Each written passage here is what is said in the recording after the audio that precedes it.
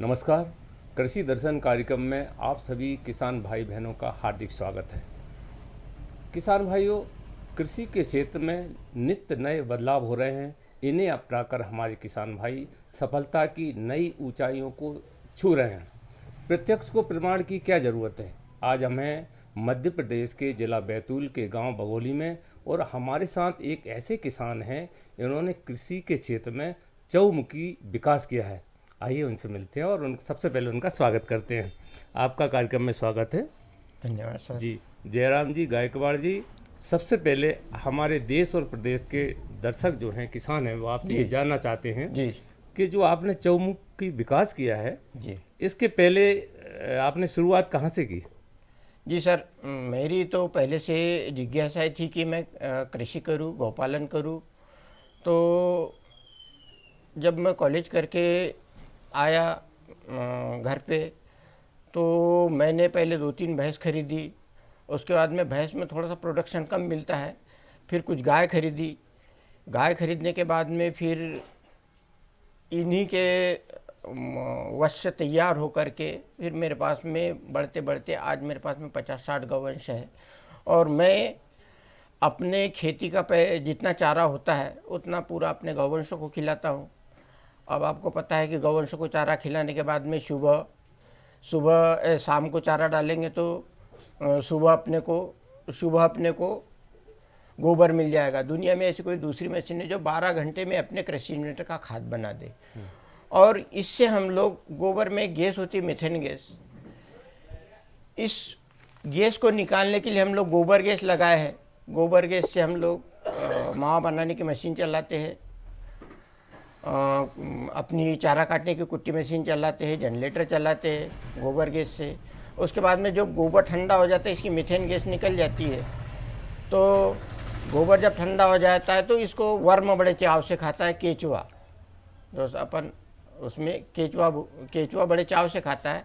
और ये खाने के बाद में, जैसे ये गाय चारा खाने के बाद में, भूसा खाने के बाद में, या मक्का के ढंढेरे खाने के बाद में सुबह 10 गुना पावरफुल खाद में परिवर्तित कर देती है, वैसा ये केचुआ इस गोबर को अपने पेट में से, अपने हाथों से निकाल के और 10 गुना पावरफुल खाद बन जाता है।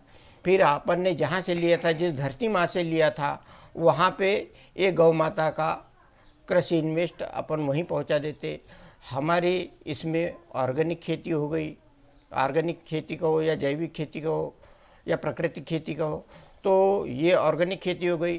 और इससे उत्पादित अनाज आप देख रहे हो, हम लोग गन्ना बाड़ी से गुड़ बनाते हैं और उसको फिर हम अच्छे रेट में बेचते हैं। और इन उत्पादों का मूल्य निर्धारण हम स्वयं करते हैं। जैसे गुड़ का मूल्य निर्धारण हम खुद करते हैं, गेहूं का मूल्य निर्धारण हम खुद करते हैं, तुवल दाल का मूल्य निर्धारण करते हैं, चना दाल का मूल्य निर्धारण करते हैं, या जो भी चीज़ें हम गौवंश से उत्पादित दूध से जो चीज़ें बनाते हैं, मावा, घी, पनीर, दूध, दही, ये सारी चीज़ों का मूल्य निर्धारण हम करते हैं और हम अच्छे रेट में बेचते हैं। और उपभोक्ता इसको बड़े अच्छे से वो भी करता है और अच्छा रेट दे करके भी वो भी खुश रहता है, हम भी खुश रहते हैं। जयराम जी, अब बात अपन करते हैं आपके खेतों की। आपके पास कितनी ज़मीन है और शुरुआत में आप किन किन फसलों की पैदावार ले लेते थे, अब क्या कर रहे हैं? पहले हम लोग, हमारे पिताजी लोग पहले प्राचीन कृषि करते थे, लेकिन गौवंश उनके पास में भी था।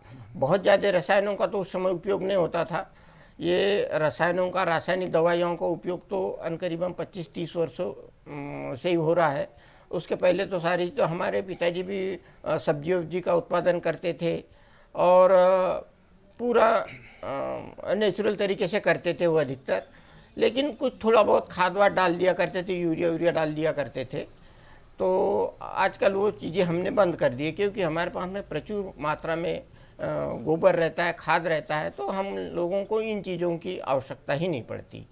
और हम लोग क्या करते हैं कि अभी गौवंश थोड़ा सा बढ़ गया है, तो हम लोग जो लोग हार्वेस्टर से गेहूँ कटाते, तो उनका भूसा पड़ा रहता है खेतों में, तो वो भी समेट के लिए आते हैं, कुट्टी मशीन में उसको बारीक अपने उसमें बारीक कर लेते हैं, थ्रेसर में बारीक कर लेते हैं, और वो भूसा भी हम लोग अपने गौवंशों को खिलाते हैं। उससे उत्पादित जो भूसा रहता है वो, उसका वर्मी कंपोस्ट बना करके हम मार्केट में सप्लाई करते हैं। और गोबर में जो वर्म तैयार होता है वो वर्म भी हम लोग सप्लाई करते हैं।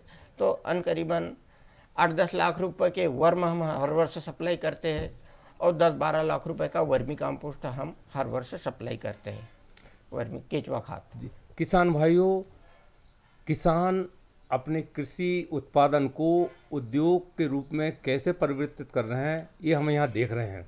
तो सबसे पहले हम जयराम जी से ये जानना चाहेंगे कि ये जो गुड़ उद्योग है ये उद्योग ही है। किसान भाई किसी उद्योग या उद्योगपति से कम नहीं है, अपनी मेहनत से वो काफ़ी बड़े उद्योगपति बन सकते हैं। तो सबसे पहले आप गुड़ उद्योग के बारे में बताएं। जी सर, गुड़ का ऐसा है सर, अपने बुजुर्ग पहले भी गुड़ बनाया करते थे, हमारे बुजुर्ग भी गुड़ बनाया करते थे, लेकिन हमारे पास में पहले गुड़ की यूनिट नहीं हुआ करती थी। हम दूसरे की यूनिट पे ले जा करके गुड़ तैयार करते थे। लेकिन आजकल लोगों ने गुड़ बनाना ही बंद कर दिया। गुड़ बनाना बंद कर दिया तो फिर हमने यूनिट ही खरीद ली, गुड़ बनाने की यूनिट खरीद ली और हमारे सामने हम स्वयं गुड़ बनाते हैं, साफ़ सफाई से बनाते हैं, जिसमें क्या बोलना चाहिए, और किसी केमिकलों का उपयोग नहीं करते। भिंडी का पानी डालते इसमें और भिंडी के पानी से हम लोग साफ करते हैं और अपनी प्राकृतिक अवस्था में गुड़ बनाते हैं। हम बहुत ज़्यादा साफ करने की भी कोशिश नहीं करते कि बहुत अच्छा हो दिखना चाहिए। जैसा प्राकृतिक अवस्था में जैसा गुड़ रहता है ऐसा गुड़ हम बनाते हैं। और चूँकि गुड़ पहले भी बनाते थे और आज भी हम बनाते, पहले भी हमारे बुजुर्ग जैसा गुड़ बनाते थे वैसे ही हम आज भी बना रहे हैं। लेकिन आजकल कृषकों ने गुड़ बनाना बंद कर दिया, सब मिलों को गन्ना दे रहे हैं, लेकिन हम लोग गुड़ बनाते हैं। तो किसान भाइयों, हम कृषि को उद्योग का इसलिए कह रहे हैं कि गन्ना खेतों में पैदा होता है, उस खेत से किसान छोटी सी फैक्ट्री अपने खेत में ही डालता है, उसको गुड़ बनाता है और बाज़ार में उसको बेचता है। तो आप हमें ये बताएं कि आप कितने अपनी खेती के कितने क्षेत्र में गन्ना उत्पादन करते हैं, उससे कितना गुड़ आपको प्राप्त होता है, कहाँ बेचते हैं, क्या भाव मिलता है? मेरे पास में करीबन 3 हेक्टेयर में गन्ना रहता है और 3 हेक्टेयर में गन्ना रहता है तो उससे पूरा हम लोग गुड़ बनाते हैं और गुड़ बनाने के बाद में उसको सप्लाई करते हैं। उसमें लेबर चार्ज आता है अपने को और लेबर हमारे पास में हर समय 12 महीने 8-10 लेबर चलते रहते हैं। तो और घाने की यूनिट जब चलती है या गाही चलती है, गेहूं की गाही चलती है, उस समय और ज़्यादा लेबर बढ़ाना पड़ता है। हम लेबरों को भी अच्छा रेट देते हैं। किसान भाइयों, किसान न केवल अपने परिवार को सुखी रखता है बल्कि गांव के अन्य जो लोग जिनके पास भूमिहीन कृषक हैं उनको रोजगार भी देता है, ऐसा इन्होंने कहा। अब हम इसे ये जानना चाहेंगे कि हम जो ये मावा देख रहे हैं, क्योंकि पशुपालन एक सह व्यवसाय है खेती का, तो हर किसान चाहे तो पशुपालन या गोपालन करके कैसे उसको उद्योग के रूप में परिवर्तित कर सकता है, ये जयराम जी से जानते हैं। सर, मेरे पास में 50-60 गौवंश हैं, उसमें से छोटे बड़े करके 50-60 गौवंश है, उसमें से 15-20 एनिमल अभी गाय भैंस दूध दे रही है। तो उससे हम लोग दूध बेचते हैं। दूध बेचने के बाद में सुबह का दूध तो हम शहर में सप्लाई कर देते हैं और शाम के दूध का जो बचता है, हमारे पास में 200 लीटर करीबन दूध होता है, तो शाम का जो दूध बचता है उससे हम लोग मावा बनाते हैं, घी बनाते हैं, पनीर बनाते हैं, दही बनाते हैं। और दूसरे दिन जब हमारे यहाँ भतीजा दूध लेके जाता है तो दूसरे दिन जब वो लेके जाता है तो जिसने मावा पनीर घी के आर्डर दिए थे उनको ले जाके वो दे देता है। तो उसमें क्या है, जितना अपन प्रोसेस में जाएंगे उतना ज़्यादा प्रॉफिट होगा। दूध बेच देंगे तो हम 40 रुपये लीटर बेचते हैं और उसी दूध का मावा बना लिया तो वही 60 रुपये लीटर दूध पड़ जाएगा। उसका घी बना लिया तो आपको 60-70 रुपये लीटर पड़ जाएगा। मतलब अपन जितना प्रोसेस में जाएंगे उतना ज़्यादा अपने को प्रॉफिट होगा। जैसे हम गन्ना बेच देंगे तो आपने सुना होगा 250 रुपये कुंटल। उसी गन्ने का अगर चाहे अपन गुड़ बना लेंगे तो वही 400-500 रुपये कुंटल पड़ेगा। तो मतलब आप प्रोसेस कितना कर सकते हो, कितना उसका वो कर सकते हो, तो उसमें आप जितना प्रोसेस करेंगे उतना ज़्यादा अपने को प्रॉफिट होगा। जयराम जी, जब इतना फायदा है किसानों को अपने कृषि उद्योग से, जैसे गुड़, दूध, मावा, दही इत्यादि चीज़ें बना के बाजार में बेच सकते हैं और अपनी फसल सुरक्षित बच जाती है। फिर भी गांव के जो पढ़े लिखे जो नौजवान युवा हैं वो शहर की ओर पलायन क्यों कर रहे हैं? सर, उसका एकमात्र कारण है, पहली चीज़ तो गौवंश कम हो गया है, लोग गौपालन करना नहीं चाहते। और गौपालन में लोग जो प्रोजेक्ट रिपोर्ट बनाते हैं, एक वो तैयार करते हैं, तो वो दूध के ऊपर करते हैं। हमने कभी भी प्रोजेक्ट रिपोर्ट दूध के ऊपर नहीं बनाई है। हम प्रोजेक्ट रिपोर्ट बनाते हैं उससे उत्पादित जो उससे क्या बोलना चाहिए, उससे जो गोबर होता है, हम गोबर के ऊपर ज़्यादा प्रोजेक्ट रिपोर्ट बनाते हैं। क्योंकि गोबर देखिए आप कि आज मेरे पास में गोबर नहीं होता तो मैं 70 रुपये गुड़ कहाँ बेचता होता, मेरे को तो 30 रुपये 25 रुपये बेचना पड़ता है इस गुड़ को। तो गौवंश से जो प्रॉफिट है उस चीज़ों को देखना चाहिए कृषक ने कि गौवंश से जो अपने को फ़ायदा हो रहा है। जैसे हमको इतने गौवंश है तो गौवंश इनसे बछिया पैदा होती है, बड़े होकर के हम लोग इनको अच्छे से तैयार करते, बच्चियों का भी अच्छे से पालन करते हम लोग। बड़ा होने के बाद में 2-3 साल में ये वयस्क हो जाती है तो कुछ गौवंश हम सप्लाई कर देते हैं। और इनसे जो गोबर तैयार होता है, गोबर से हम लोग वर्मी कंपोस्ट बनाते हैं, उस वर्मी कंपोस्ट को भी हम लोग मार्केट में सप्लाई करते हैं। जैसे मैं आपको एक वो बताता हूँ कि मेरे को उससे कितना प्रॉफिट होता है। तो मेरे पास में 15 कुंटल गोबर पर डे होता है। 15 कुंटल गोबर मेरे पास में पर डे होता है। 15 कुंटल गोबर का हम लोग गैस निकालने के बाद में अपने पास में 10 कुंटल वर्मी कंपोस्ट बनेगा। जो किसान भाई पशुपालन करते हैं, गोपालन करते हैं, तो उससे जो दूध प्राप्त होता है, सीधा दूध आप ना बेचकर उसको दही बनाएं, घी बनाएं और उसको मावा बनाएं और दूध को भी शुद्ध करके बाज़ार में बेचें, तो आपको खर्च की अपेक्षा लाभ ज़्यादा मिलेगा, ऐसा जयराम जी बता रहे हैं। जयराम जी, एक महत्वपूर्ण बात और हम आपसे जानना चाहेंगे कि खेती में जो लागत है उसको कम करके लागत अधिक उत्पादन के लिए कौन कौन से ऐसे प्रयास हैं, आप बताएं। सबसे पहले तो मैं आपको पता है कि अपने पास में जितना इस धरती माँ का इन्वेस्ट निकल रहा है, जितना धरती माँ का इन्वेस्ट निकल रहा है, पहले तो आपके पास में ये सारी गौवंश चाहिए। गौवंश अगर रहेगा आपके पास में तो बस लागत वही है, खाद की लागत है, लेबर की लागत है।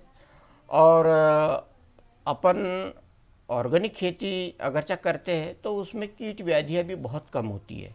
और कीट व्याधियाँ संयोग से कभी हो भी जाए, संयोग से कभी कीट व्याधियाँ हो भी जाए तो अपना नीम काढ़ा है, गौमूत्र है, अपने पास में तो गौमूत्र भी है, नीम के पेड़ ढेर सारे लगे हुए, इनका काढ़ा बना करके अपन स्प्रे कर सकते हैं। फंगीसाइड के लिए अपन मही का उपयोग कर सकते हैं। मही, उसी में मही डाल दिया तो मही भी फंगीसाइड का बहुत अच्छी दवाई है। हम आपसे जानना चाहेंगे कि एक सब्जी के लिए जैसे थाली रखी भोजन की, तो गुड़ हो गया, उसमें मावा हो गई, रोटी हो गई, पर सब्जी की जरूरत भी तो पड़ती है ना। हाँ, सब्जी भी हम लोग, सब्जी का भी उत्पादन हम घर के हिसाब से सब्जी का भी उत्पादन करते हैं। हाँ, बताएं इसके बारे में, कौन कौन सी सब्जी करते हैं? अभी अपने पास में करेला लगा हुआ है, कुमड़ा लगा हुआ है, लौकी लगी हुई है, मिर्ची लगी हुई है।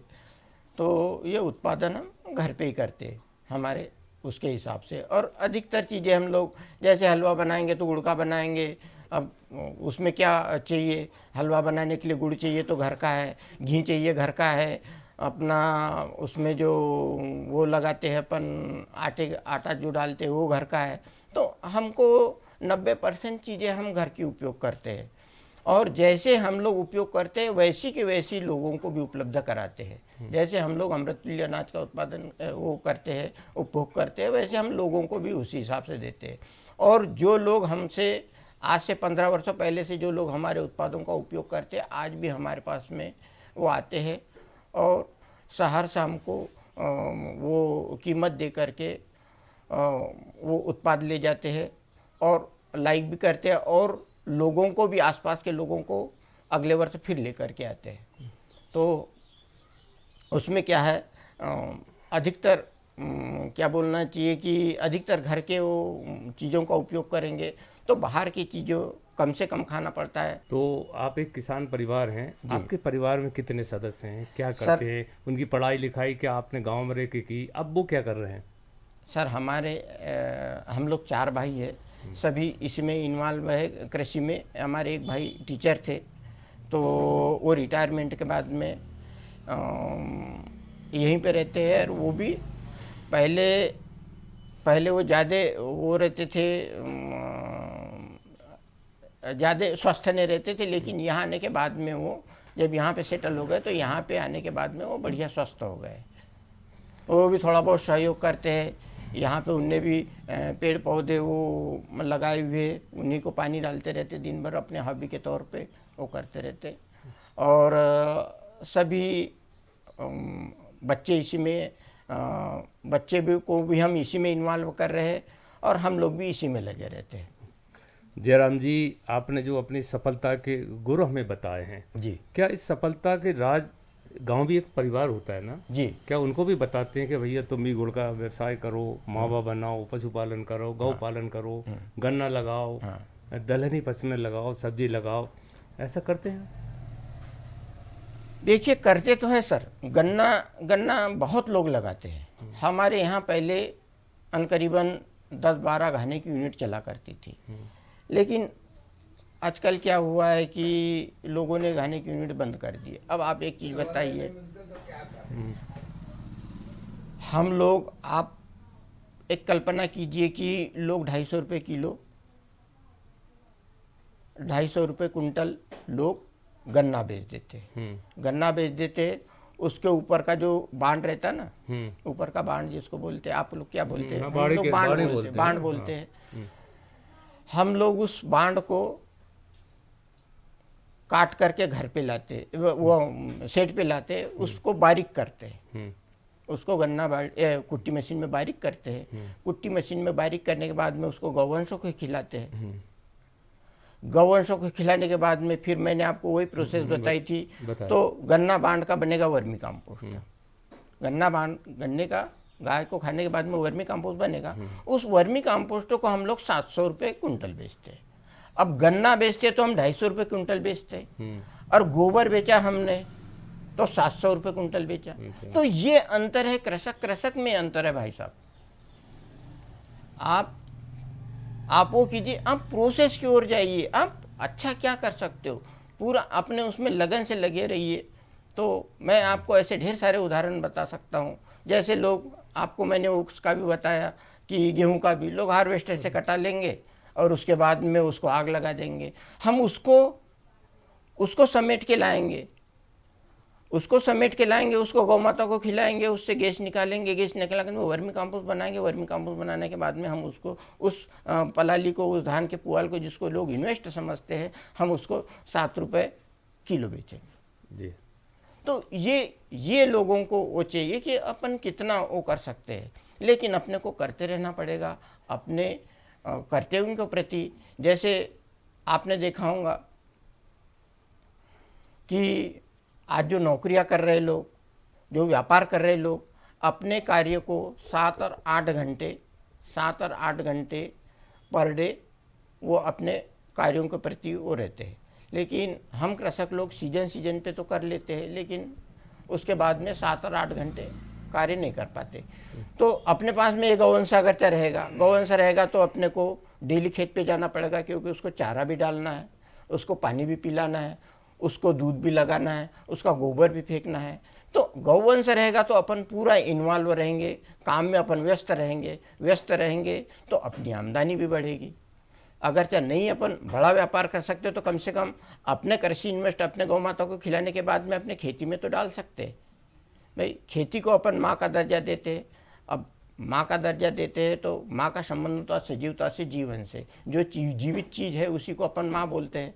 तो अब आप कल्पना कीजिए कि किसी सजीव चीज़ का भोजन रसायन कैसे हो सकता है। जैसे अपन जमीन को धरती माँ बोलते हैं, उसमें करोड़ों अरबों की तादाद में जीवांश रहता है जो पौधों को पोषक तत्व उपलब्ध कराता है। जयराम जी, आपने हमें बहुत अच्छी जानकारी दी, बहुत बहुत धन्यवाद जी। तो किसान भाइयों, ये थे जयराम गायकवाड़। इन्होंने हमें जो महत्वपूर्ण बात ये बताई है कि अगर किसान खेती नहीं करेगा तो देश भूखा नहीं रहेगा। खाद्यान्न जब पैदा नहीं होगा तो लोग क्या खाएंगे?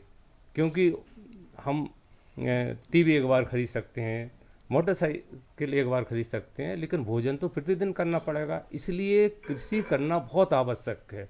अगर हम कृषि नहीं करेंगे और जो गांव में रहने वाले हमारे किसान भाई हैं अपने बच्चों को पढ़ा लिखा कर शहर की ओर नौकरी के लिए भेज देंगे, तो फिर खेतीबाड़ी कौन करेगा? जब कोई खेतीबाड़ी नहीं करेगा, खेतीबाड़ी लोग भूले जाएंगे, गेहूँ पैदा नहीं होगा, गुड़ पैदा नहीं होगा और सब्जियां पैदा नहीं होंगी, तो आपूर्ति कैसे होगी? इसलिए हम अपेक्षा करते हैं सभी किसान भाइयों से कि वो उन्नत खेती करें, खुद समृद्ध बने, देश को समृद्ध बनाएं। अगले कार्यक्रम में फिर ऐसी नई जानकारी के साथ आपसे फिर मिलेंगे। तब तक के लिए नमस्कार।